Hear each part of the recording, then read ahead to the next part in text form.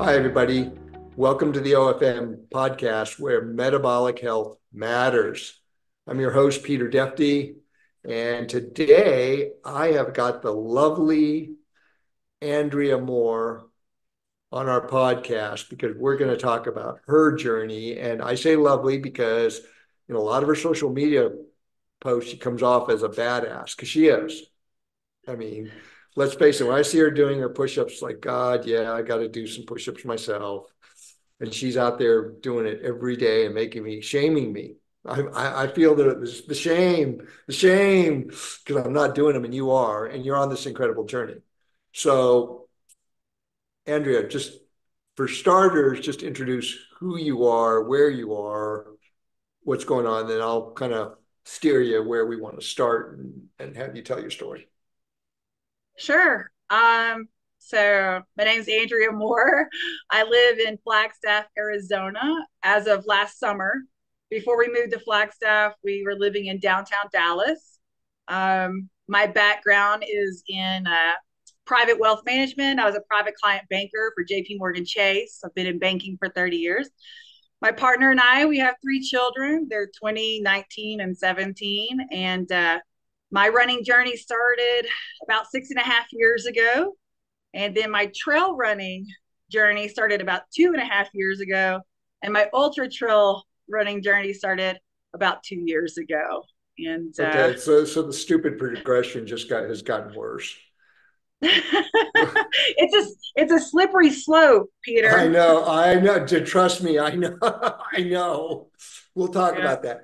So, what? So, we want to really dig into who you are today, but let's let's start with where we are today. What's you've got some part of your journey has some big goals and challenges ahead of it that you want to not only accomplish, but you want to do so without killing yourself off. And in fact, maybe become a healthier person in every way because of it, right? Not Mm-hmm. facing challenges, inconvenience, hardship, problem solving, all the things that humans do so well that I kind of feel philosophically, and this is one of the reasons I have you on, we as a society and a culture, we have it too convenient and we want convenience and we're too comfortable.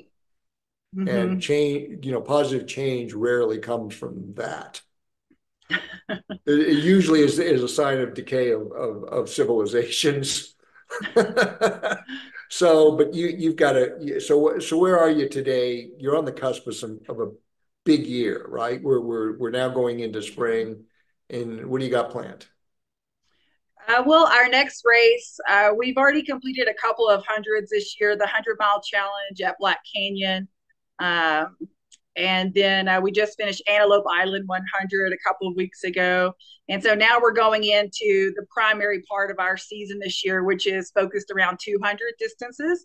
And our first 200 of five this year will be Cocodona 250. And we're just about 23 days and something hours out from the start line at Cocodona. So that's the first 200. So we meaning you have a mouse in your pocket, or you're just kind enough to include your crew and pacers because Oh, it does take a village to get the idiot across the line. I tell people, and I mean this wholeheartedly, I think I really have the easiest part of this journey. Just face me in the direction, follow the flags, and I just have to run. But it's really my crew and my pacers that do most of the work. And we all know it takes a village. That sounds cliche, but that's the bottom line. Even if you're out there solo, there were people in your community that got you to that start line, that told you you could do crazy things, that believed in you. And so, yeah, when I say we, it's definitely our team. Yeah, I'm glad you say that because I've crewed and paced on 200, the Moab 240 and the Tahoe 200, and that was exactly my thought because we were doing leapfrog crewing pacing. I'm like, Yeah, it's like it might be easier to just run the dang thing. I think so. I definitely think I have the easiest part. Yeah. Okay. Yeah. Yeah. No, it's good. So you're going to do, you've got five over 200-mile runs. So you've got Cocodona, Bear, Tahoe, or Tahoe and then Bear, No, Bigfoot. so It's on our Tahoe. schedule, yeah, Okay, Bigfoot, Cocodona, Tahoe, Bigfoot, mm, and then Divide what? 200.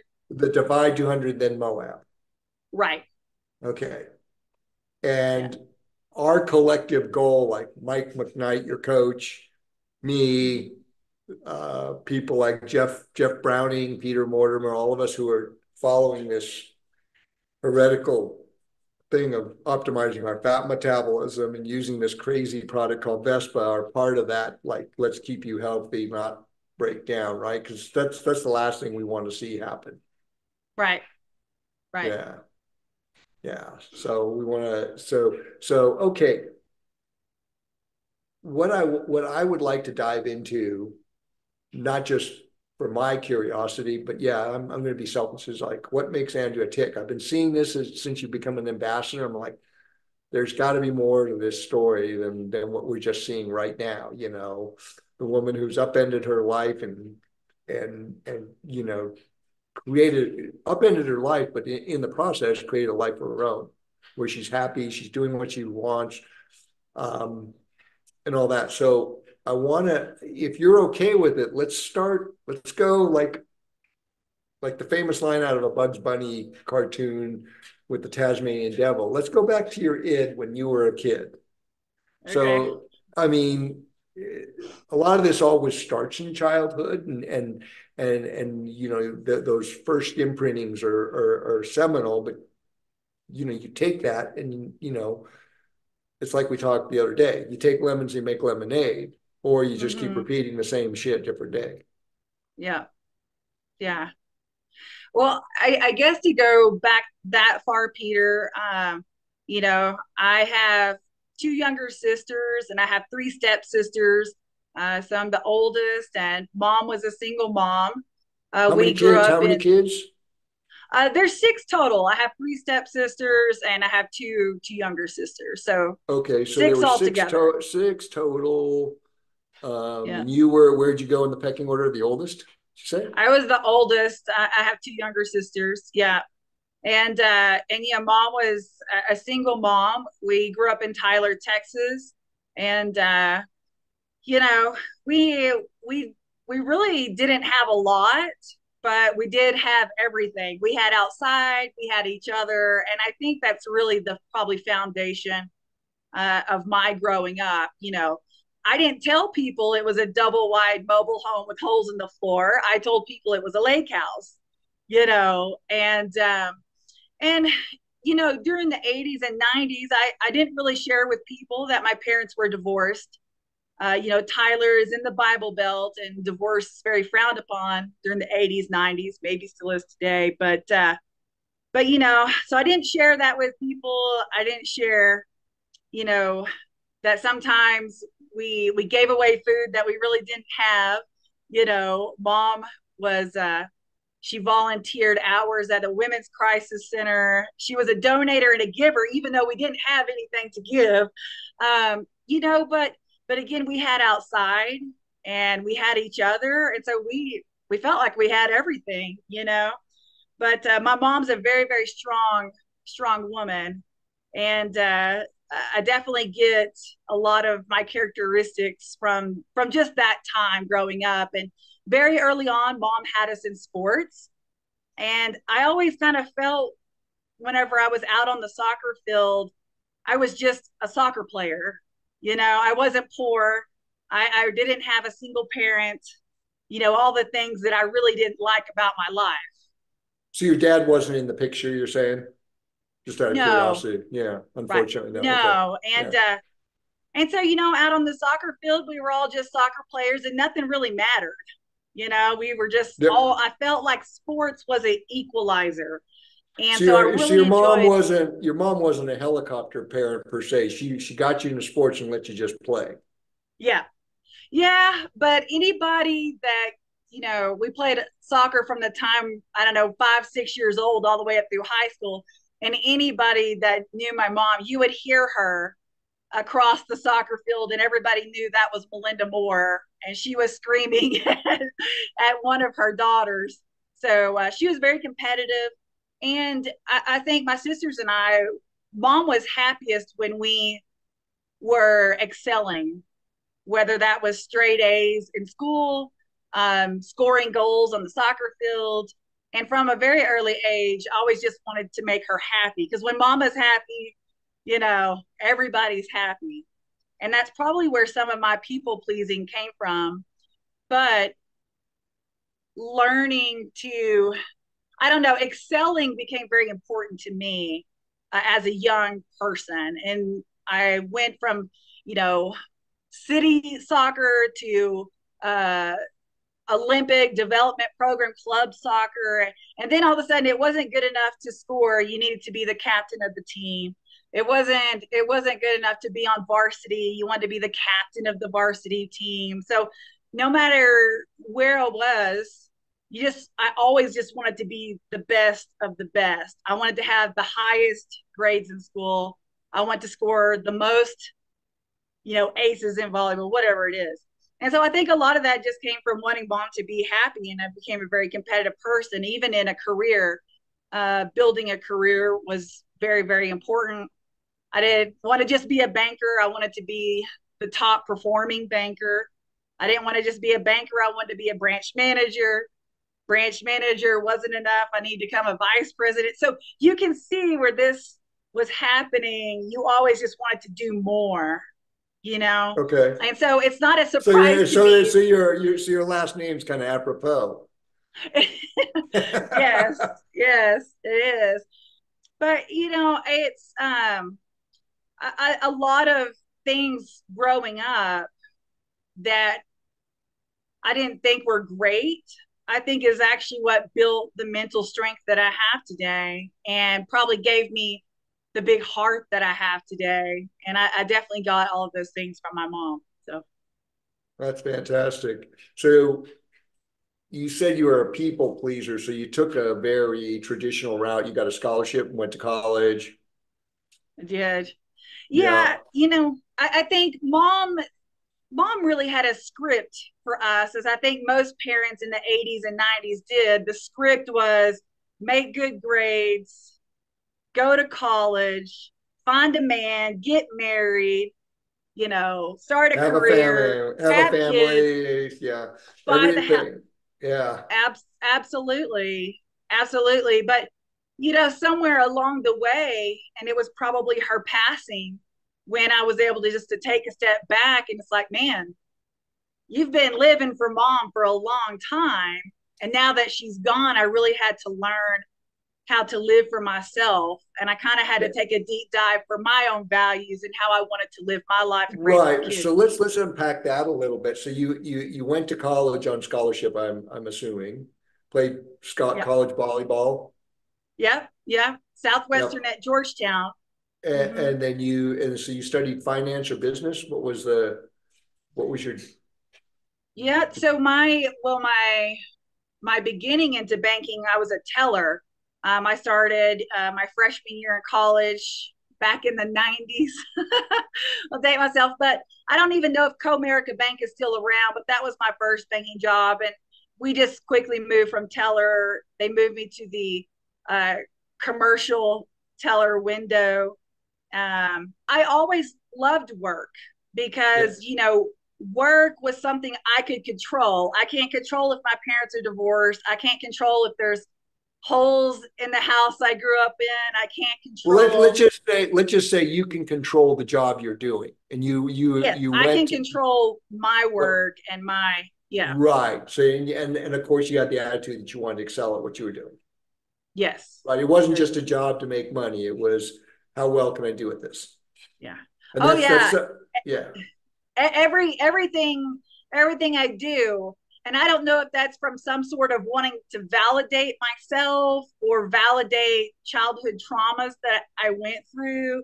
Like, I don't know why I always feel like it's not enough. We always want to be better. It's just a very competitive nature. It's how far can we go? How fast can we go? And if everybody's doing 4 200s. Why can't we just do one more? You know? Yeah. No, I get that. So and this is giving me some really good direction on where we want to go with this conversation. This is fantastic. But so you went to college, worked in a bank, moved up in the bank as you were going to college. So they offered you a job out of college, I take it. Yeah. At the time, my husband and I moved to California, and I went to work for a small bank called California Federal Savings and Loan, CalFed. And CalFed was then bought out by Citibank. So there, I became what they call an FCOM in training. That's a financial center operations manager. Wow. So yeah, just being in the right place at the right time. It's Yeah. No. You all had children at that point in time? not yet. So Okay. shortly after, we found out that we were going to have a baby, and I said, California, this is just way too expensive. I wanted to be back close to my mom, and so we moved back to Texas. Okay. And Okay. then Yeah. and then Dakota was born in 2004. 11 months later, Colton was born. And at this time, I'd gone to work for Southside Bank. Mom went to church with one of the ladies there, and she was able to get me an interview. And I started with Southside Bank, which is a regional bank. But if you're familiar with East Texas, it is the premier regional bank. Very, very affluent, actually. There's a lot of money in Tyler, Texas. Yeah. No, So, I know. I get that. I yeah. get that. So Yeah. again, just really, really fortunate and very blessed that I was able to start a really successful career with Southside Bank. So then we had two children. Unfortunately, shortly after, the children were about 3 and 2, and Roger was killed in a motorcycle accident. And so that changed a lot. Um, Roger, meaning, my husband at the time. oh, Mm-hmm. Mm-hmm. So we were living out on Old Jacksonville, which is now a very it was very out in the woods at that time, before it all kind of grew up. And he had left to go get diapers and milk for the kids, and so just a few miles from the house, he was in an accident, which he sustained brain damage, and he was in a coma for about a month or so before oh, I'm he was so moved to sorry. hospice. So, Wow. Roger was quite a bit older than I. We had separated, Yeah. and we were still very much very good friends at that time. And so, we sold the fence company that he had started there in Tyler Fence. And I had remarried. So, Clay, that's Garrett's dad. Okay. And we had just gotten the news about that time. Garrett was born in '07. We had just found out that mom was sick. She had cancer. And so Okay. we have a 4, a 3, and a newborn, something like that. And And yeah, you had your hands full. hands were full, and mom was sick. And then mom passed away in 2012. And that was really the time that things, just really changed. Now, were you there Um, for her during that?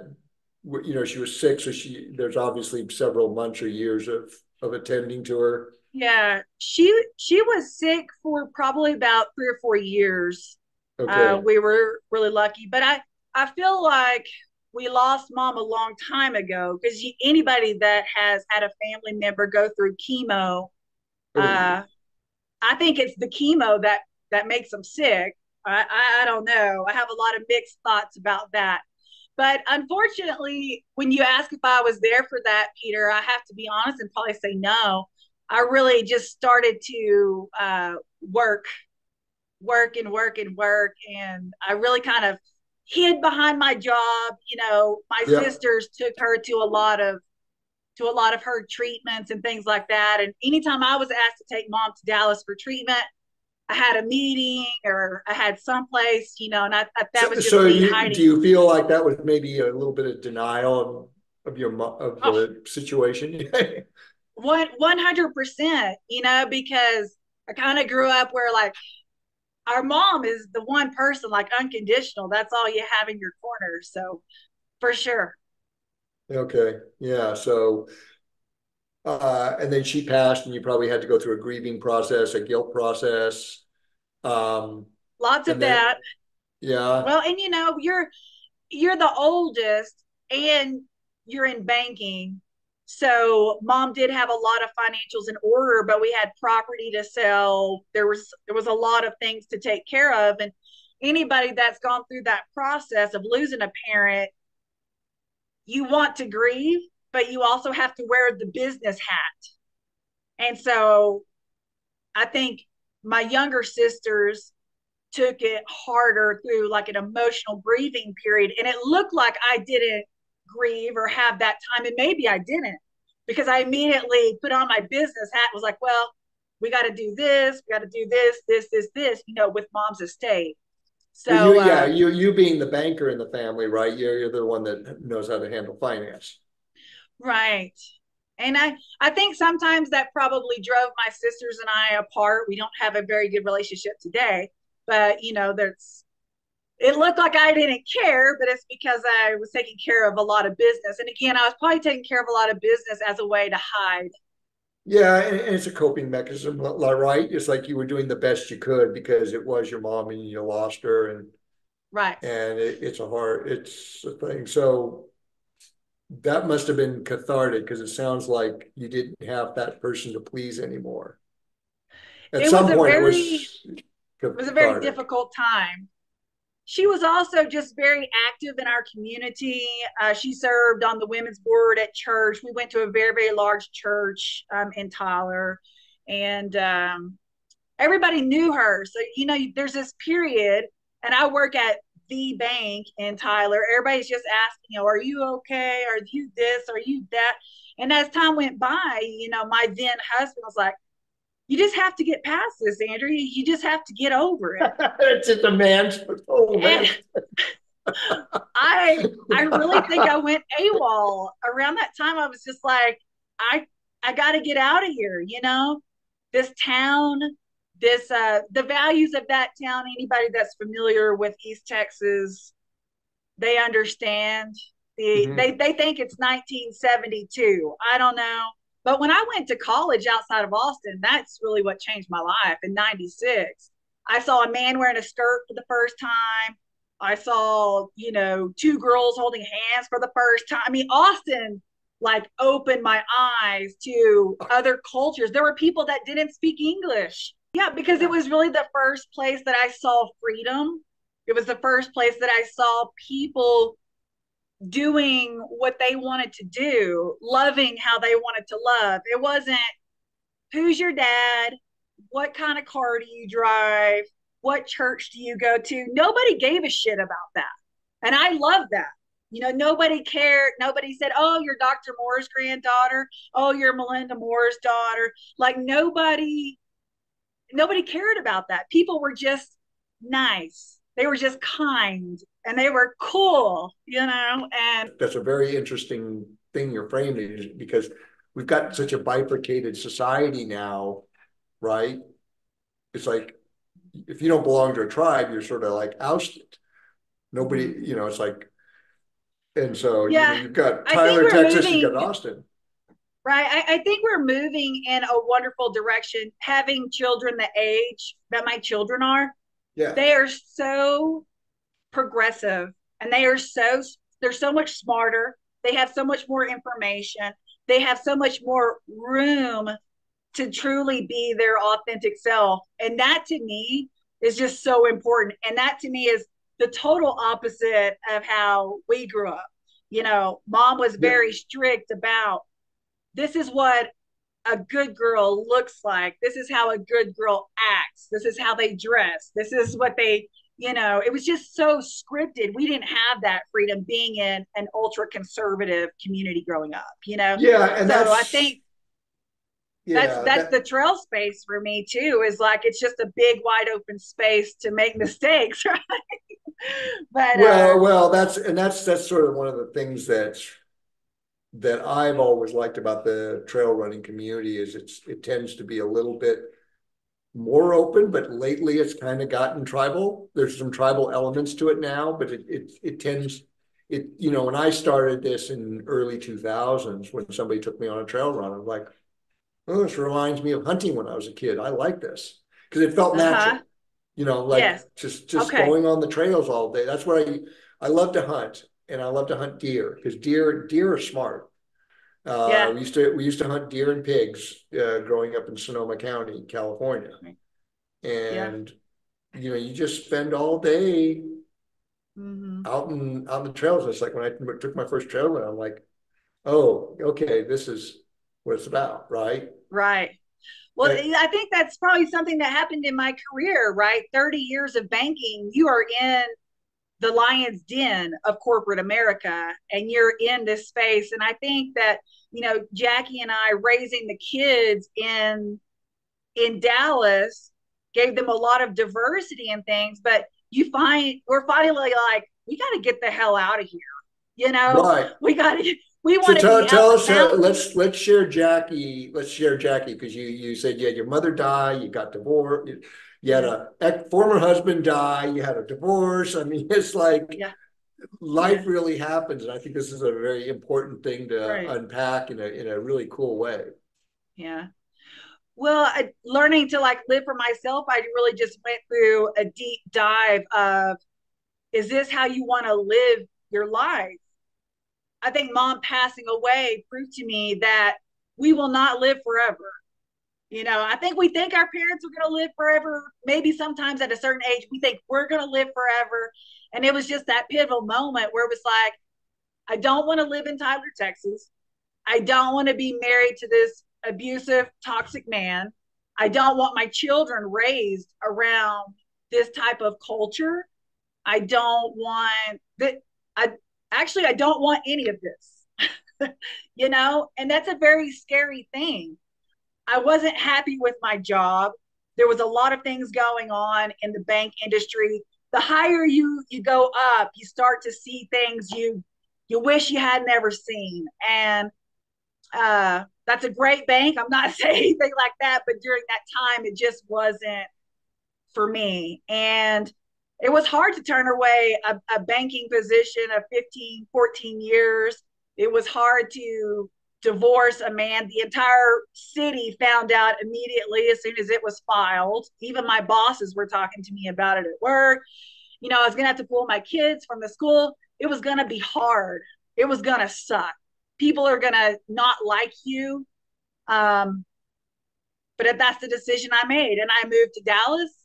I brought my kids. I started my position with JP Morgan Chase and kind of start a whole new life. And during that time, I met this incredible human being on Instagram who was a triathlete, an all world athlete. She was beautiful inside. She's an incredible human. Anybody that knows her really knows how special she is. And we just connected, and I saw something in a human being that I'd never seen before. And I knew that I wanted to surround myself with that person. And And then Jackie's from Long Beach, so she lived in Long Beach for 35 years, and she moved to Dallas because the kids were in school. And then once the kids were out of school and moved out, that's when we moved to Flagstaff last summer. So so she was living by herself in Long Beach, yes, or okay, so she yeah, decided with to her cat and her dog.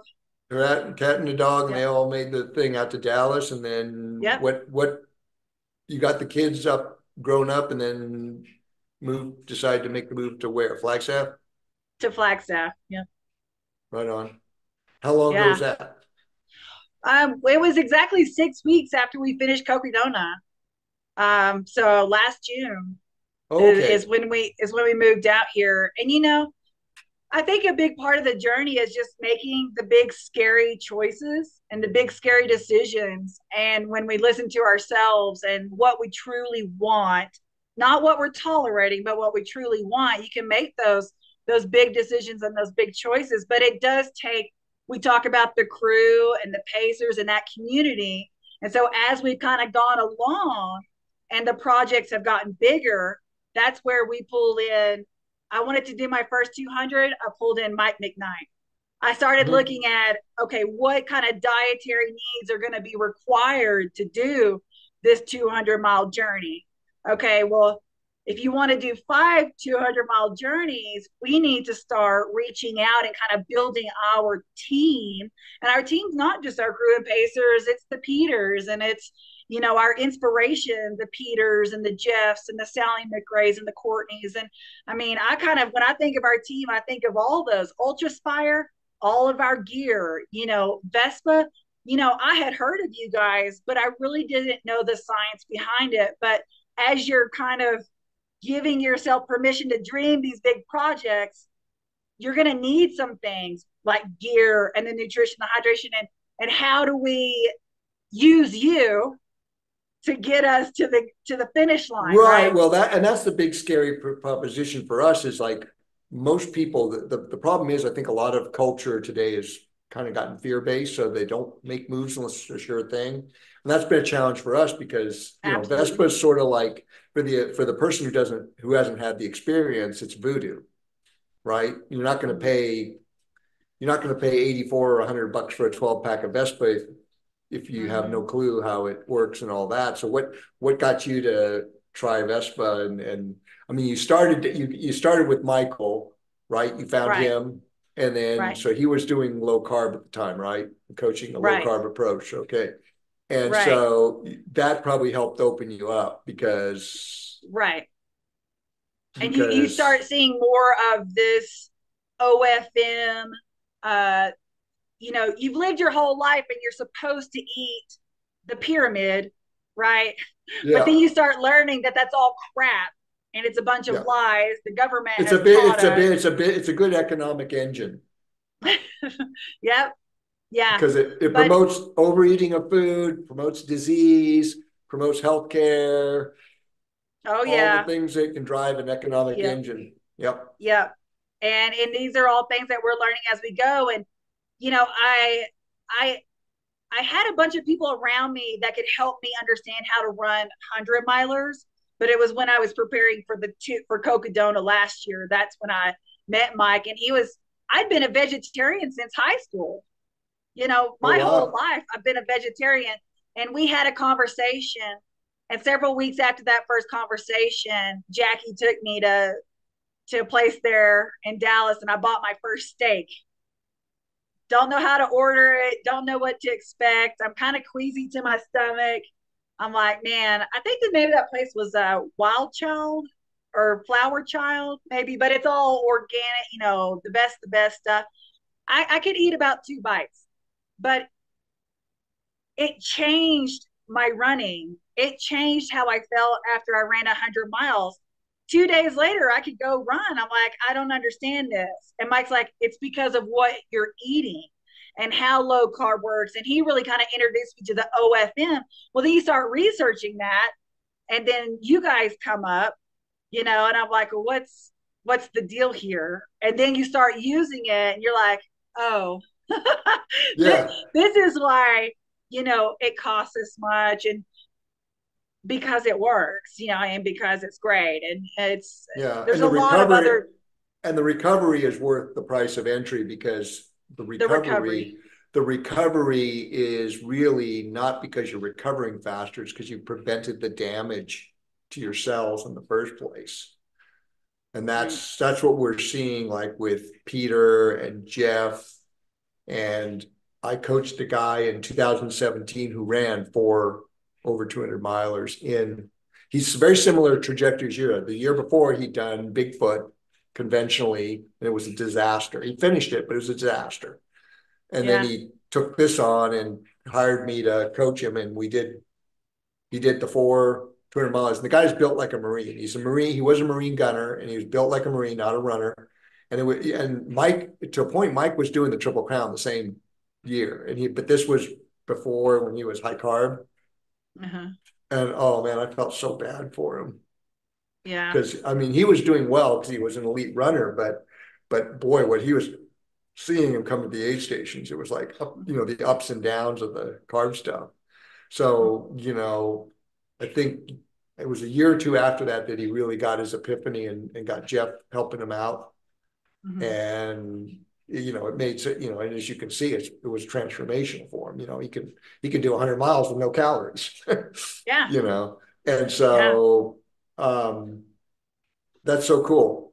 So now you so yeah, so Daryl did, the next year he did Bigfoot, Tahoe, Moab, and then the Yeah. Okinawa survival run, which is 250 miles around Okinawa. And he actually got stronger as he went.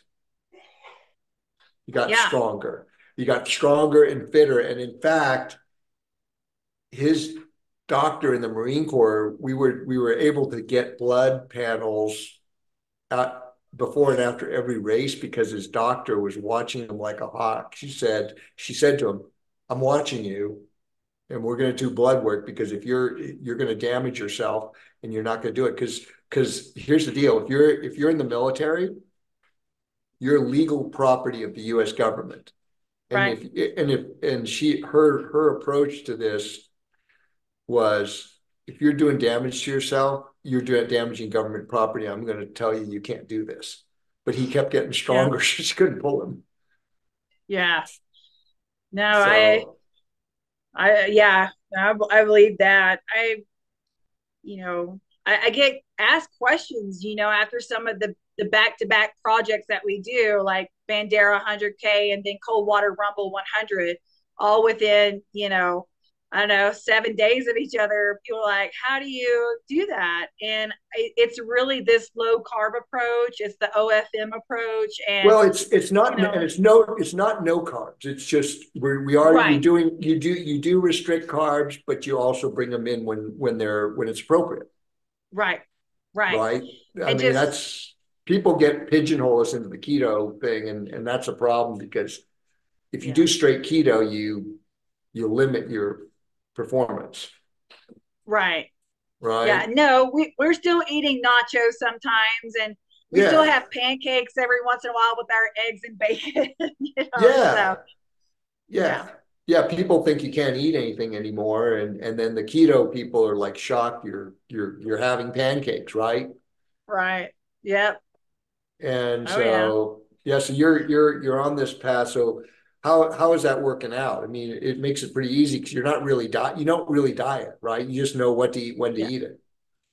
Right. No, I think it probably started a bit that way. Mike had a Yeah, nutrition plan just because I was so uneducated on how food works in the body. He really, the initial first 3 to 6 months with Mike was really about, he would say, okay, you need 30 grams of carbs.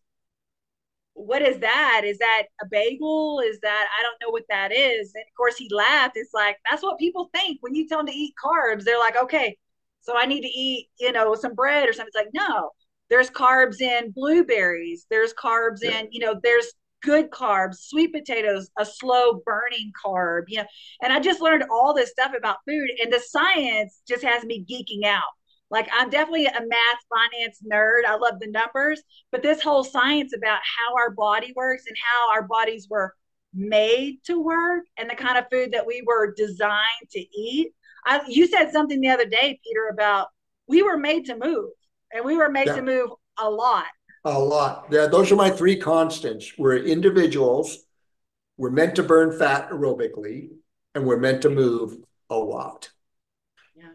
And that's kind of like the way it is. And as a biologist, that's, it makes sense to me. But it's like we've so altered it. Like you say, when you got into banking, you're so deep into banking, you're in what I call the man-made construct, and you're so far removed from your natural world. And that's what we've done with our diet and movement, is we've altered those. For most people, we're living in this fantasy world that's so far removed from nature. And even with road running, it's so structured and timed, whereas the trail, you kind of get in that alignment. It's easy to get into that alignment. And then once you get yourself into that, what I call the switch, and you're into that fat burning mode, you just, you can go hours on, Vespa salt water and a trickle of calories. and you feel fine doing so, right? Yeah.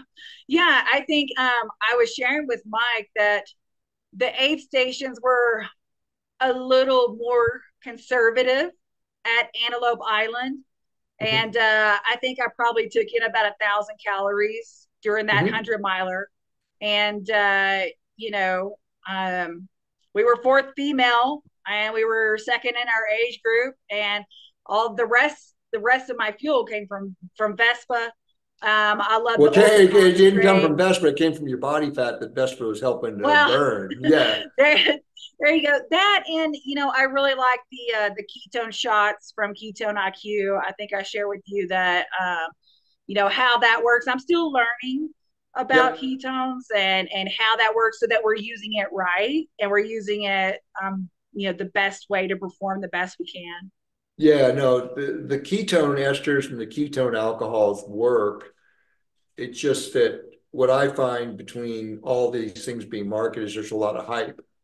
And so they're trying to sell a product, and they're trying to sell a product as much as possible rather than offer it from when you do it. And so for racing, it's a great extra product, but Yeah. what's an emission, a huge emission in the conversation is your liver makes way more ketones. It's capable when it's hormonally programmed, and that's what OFM does. Because when you optimize your fat metabolism, it's not just about burning fat for fuel. It's that ability of fat metabolism to take liver fat and make it into ketones and even glucose. You can make a Mm-hmm. lot of glucose out of liver fat and a lot of ketones out of liver fat to supply that metabolic need. And people don't realize that because we've moved our physiology, our metabolism so far away. Because like if your insulin's anywhere elevated, you don't make ketones, you don't make glucose from liver fat. You turn that off, and that's why people get fatty liver, whether it's alcoholic or non-alcoholic. That's why they demonize fructose, is because most people are sedentary and they're eating too much in the carb stuff, so their insulin keeps that. It just tells the liver don't make anything Mm-hmm. because we're going to So get the what yeah. what is your take on the raw milk? You mentioned something about it in one of our last conversations. Are you a supporter, a believer? I'm a big fan on raw milk. I'm a big believer actually on individualization. So if it works for you, Yeah, um, you should do it. If you're not keen on it, like there's a lot of things I want people to eat. Like I want people to eat more collagen rich stuff, but most people won't eat collagen rich stuff because it's like ew or liver, right? So raw milk is in the context of you as an athlete, timing eating drinking raw milk is can be amazing because milk is the only natural food substance that has pretty much the same amount of protein, fat, and carbohydrate. It's a blend of, most things in near nature either occur with lots of like animal products, they're fat and protein. Avocados are almost all fat, but they're either carbohydrate and water or fat or protein and fat. And mm-hmm. milk is the only thing. And milk has a bunch of elements in it that raw milk that your body can process, and it has something called IGF, which is insulin like growth factor, which the whole combination of milk is what makes little mammals grow into big mammals real quickly. And Yeah. so, like having raw milk, like during exercise, if it works out logistically and you digest it well, a little bit of raw milk, or particularly after exercise in that phase of where you're not recovering, but you get more anabolic effect. Exercise, the magic happens outside of exercise. Okay, that's the adaptation, the super compensation, what they call training effect, where you get stronger, fitter, faster, build Mm-hmm. endurance, you're building mitochondrial capacity, you're building mitochondria so you can go longer, fitter, and burn more fat. And so that's where timing of raw milk can be very anabolic and very positive. Mm-hmm. If you're doing it too much, it can have a downside effect. Somebody who's older and sedentary, it could be a carcinogen. I'm saying Mm-hmm. that I'm using that term kind of in hyperbole, but it could be carcinogenic. It could trigger growth Mm-hmm. of mutating cells because that's what they're seeing, and it makes total sense. But you as an athlete, if you like a cold glass of raw milk after a workout, that's like gold. Yeah. Yeah. So It's that's my thoughts it's on raw milk. interesting. It's just so interesting, and I just think it's so cool just kind of learning, someone who because mom was very obese, health does not run in our family, just like finance didn't run in our family. That's why I went to college for finance, and now it's like I'm just learning all these tools from you and from these guys, and it's so cool and it's so neat. Well, and that's the thing. It's like this is what's really sad is like everybody thinks Jeff Browning's a freak, right? Because he's like 52 years old and still in the top 10 in the world in 100-mile plus distance ultras, right? He's not a Mm-hmm. freak. And we had a podcast where we talked about this specifically because his family genetics, Jeff is making his genes work for him, not against him. And like Mm-hmm. your mom, you've got great genes. Look at you. You're going to tackle five.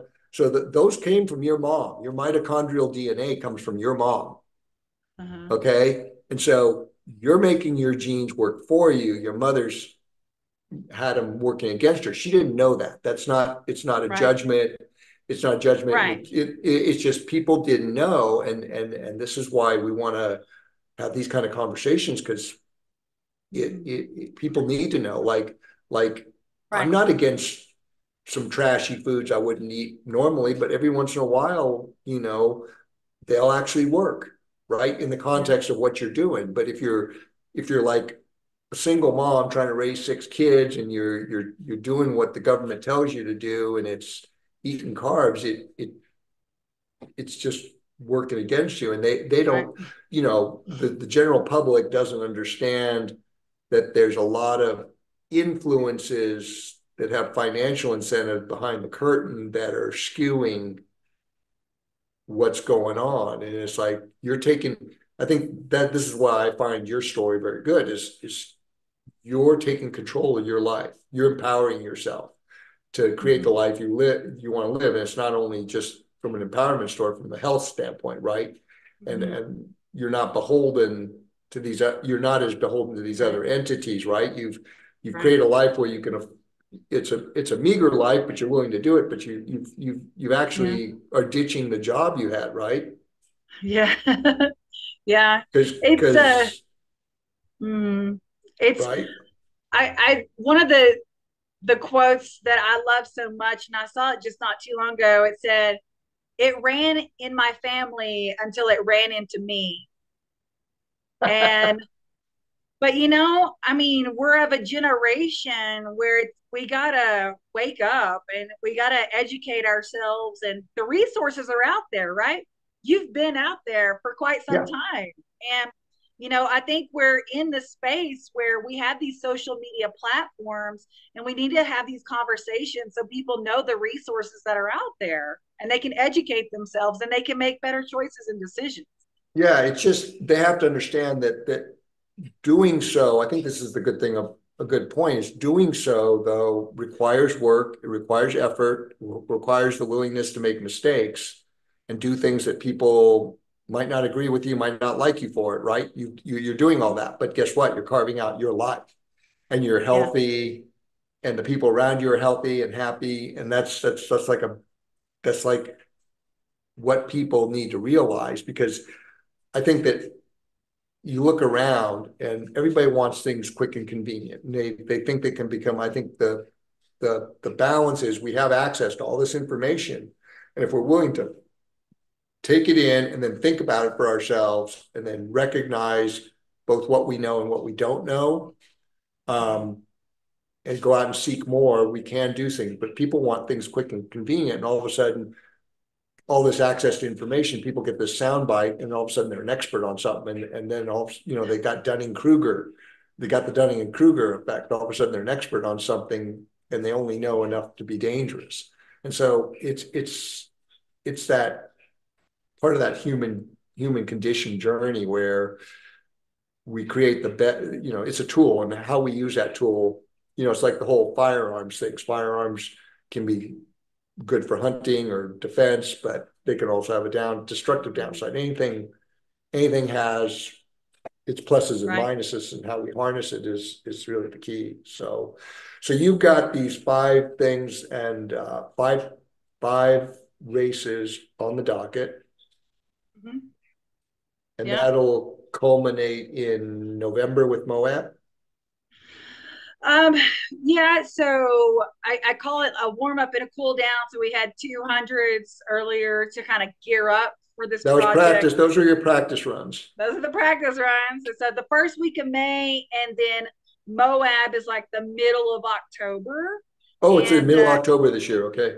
yeah, and so after that, then we'll have two more hundreds as our cool down. We'll be at Javelina 100 and Dinosaur Valley 100.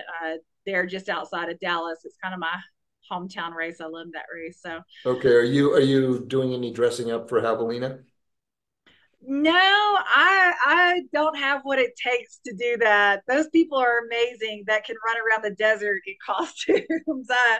I usually can do a headband of some sort, but Something light. that's Something light. yeah. I'm always wondering what Peter's going to dress up as, because when he's every year he comes up with something that's like, whoa. There are some pretty amazing costumes out there that I just don't know how they're doing it. It's pretty impressive, but it's Well, a lot of fun. Peter impersonates somebody, and it's like he really does look like Borat, or the Yeah, guy out of the Matrix or whatever. I mean, yeah. you heard that story about him, right? For this year's No, Havoc? I haven't heard No, that one. he did the man against horse race this year or last Oh year. yes, I Okay, saw he his won post on that. he won it, and then he Well, drove. Peter is a really incredible athlete. He has the Humphreys. I don't know, what he do it a million times last year. It's something Yeah, incredible. I did, as soon as we moved here, we did Humphreys to the summit 3 times in 1 month. And that I thought was just gonna kill us. That's a really tough climb, but he's really a nice guy. He's a humble, cool guy, but he's one hell of an athlete. He's yeah. really So he won that race yeah, outright, beat the horses, yeah. drove the 2.5 3 hours to Javelina, and I can't remember what the deal was, but he flipped burgers in his costume and all that, and then he paced somebody, and then he got some sleep afterwards. I I tell mean, you, the ultra running community is pretty interesting. yeah. So, um, well, this is so cool. So you got this on your docket. We're going to be checking in with you, um, from time to time as you go through Right. this year's journey. And of course, we'll Yep. we'll do another long podcast like this at the end, just to kind of Right. learn from it, because I find that this is as much a collaboration for me. Like I collaborate with the athletes and learn from them, as well as help mentor them in what they can do. So, and we want to share that information with people out there so that they can realize what we're doing. Like I was telling somebody, Jen, the other day, it's like, what you're doing, what Jeff's doing, what Peter's doing. We're doing this, what Mike's doing. This is all out at the very ragged edge of what's considered possible. It's beyond it, actually. Most people would think this is dangerous and you're harming yourself.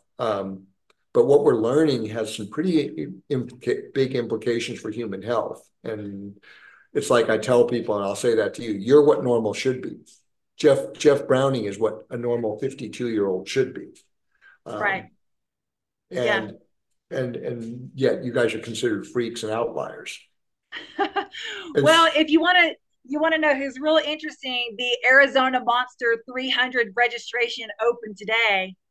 That's the new Destination Trails 300. It's here in Arizona. It's next April. So look around on Facebook, and you'll see who the real interesting ultra runners are, because we all signed up today. I know, you all did. We'll be there. We'll be there to support So, you.